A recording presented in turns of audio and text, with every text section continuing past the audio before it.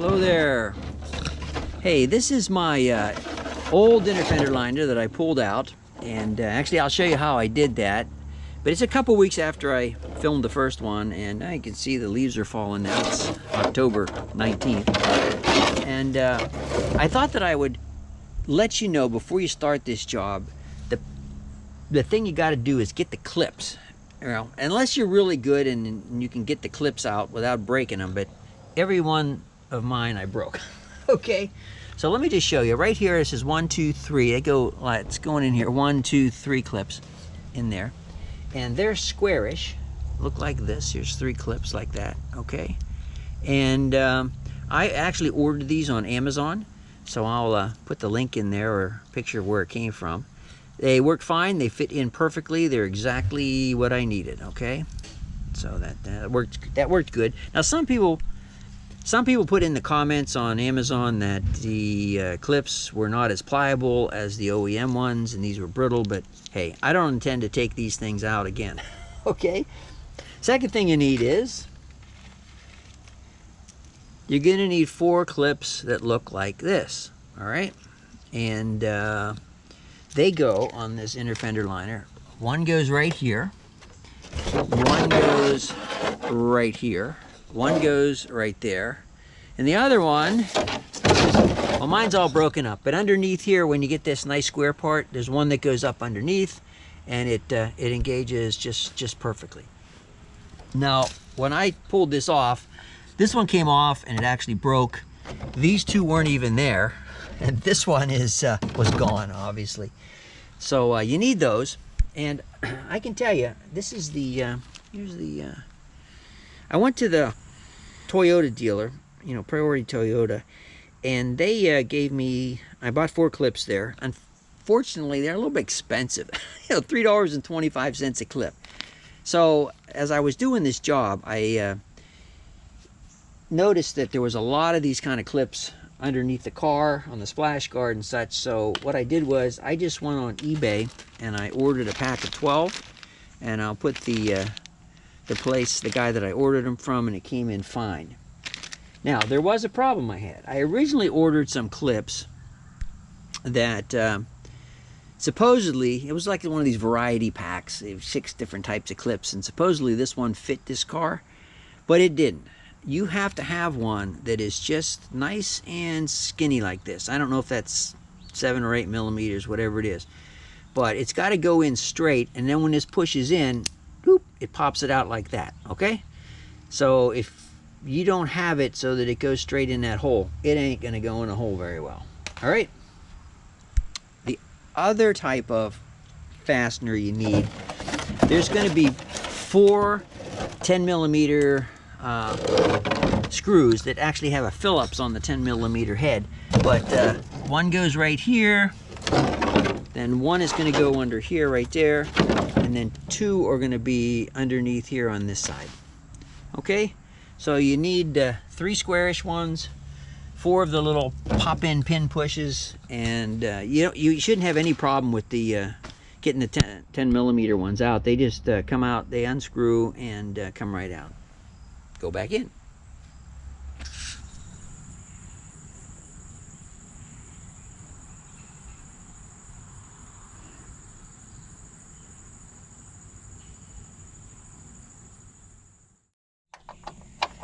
You know, there you go.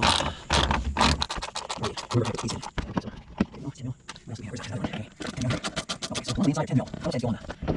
loose. It's getting loose. That's nice. Whoop, we got something up here. Oh, okay, well, let me see. What's this thing here? Huh. Maybe a flathead screwdriver will work on that. I'm not sure. So anyways, I got this one out, and it was so brittle it kind of broke on the back side. So, let's see if this thing comes out. Is there more up there? I don't know. Okay. I don't see anything. I think it just... Okay. I'm not sure what's going on here. Just gotta tug it. Whoop, whoop, whoop. Hey, there's another one under here. Okay, so, yeah, all right. There we go. All right. That's another 10 millimeter right under there.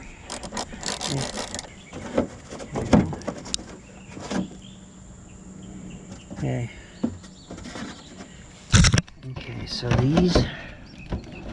Okay, what the heck's going on with these things? I don't know. This isn't coming off. Well, let me see what else I got here. So the other day I got this tool at Walmart, and it's a kind of like a door panel removal tool. I figured it might help me if I needed it here, so let's open this up and see what happens, you know. Well, here we go. This is like a square hole right here, and whoops, I just broke that thing getting it off, and I was able to pry each one of these off, and they're all broken. So, but that's okay because I have a replacement. So let me see if I can get this off now. There you go. So, oh, here it comes. There you go. All right. Okay, whoop, is there one more up here? Oh, there's something else up here. We got another one. What's up here? Oh, this is one of those other kind. All right, so this one and this one are like that. So, I think a screwdriver ought to do this, I think. Just gonna try gently get that off. There you go. So it's coming out. And it is also broken. Yeah, so, okay. There you go. Now, okay, good. Yeah, so, well, there it is in the driveway. So let me go get the new one and see if it looks the same, okay? Well, the new one looks pretty much the same. It's got the same holes there. 1, 2, 3. Looks pretty good. Something there, I don't know. And it's got one there, and it's got one down there, and it's got one right there. So, all right, but the first thing I'm going to do before I try to put this new one on is I'm going to wash and wax along this inner side right here. Okay.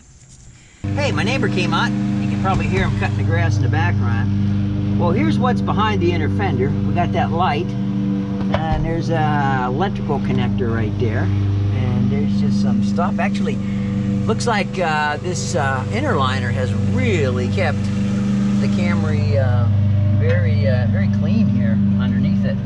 Well, maybe we got some what's that? Some leaves or something in there? Yep, got some leaves in there.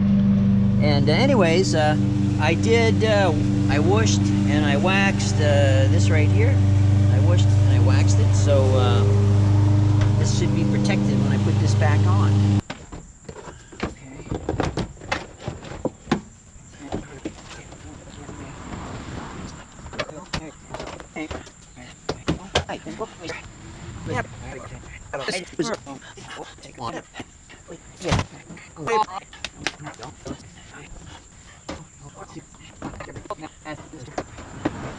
That thing. I'm gonna go look at the original.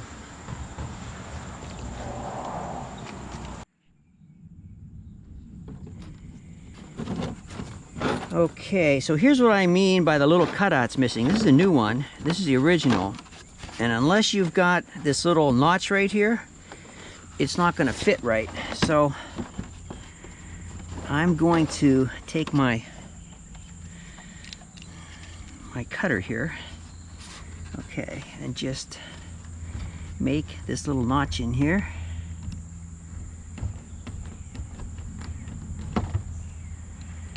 Okay,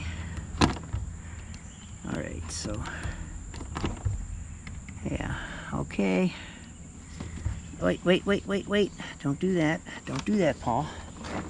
Okay, so the holes are lined up. Let's hold that hole, and okay. All right, and then this will go down like this, and this will go down like that, And then what I need to do is just cut the bottom. Okay. Yeah, that's it. There we go. Perfect. There we go. Now, look at that. It is perfect. I got a little notch on there. Okay, I got it back in and it looks really nice. All it actually needed was that little notch that was keeping it from setting. So let me start putting some things back, some screws.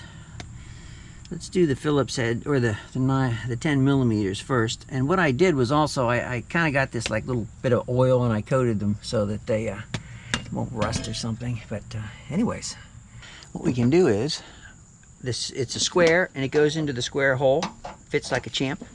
So I'm just going to put this in here, go through here, and get it into the square hole, push it in, and it should clamp. And indeed it does. Okay. Oh, I got 2 more here. And there you go. Here's the second one.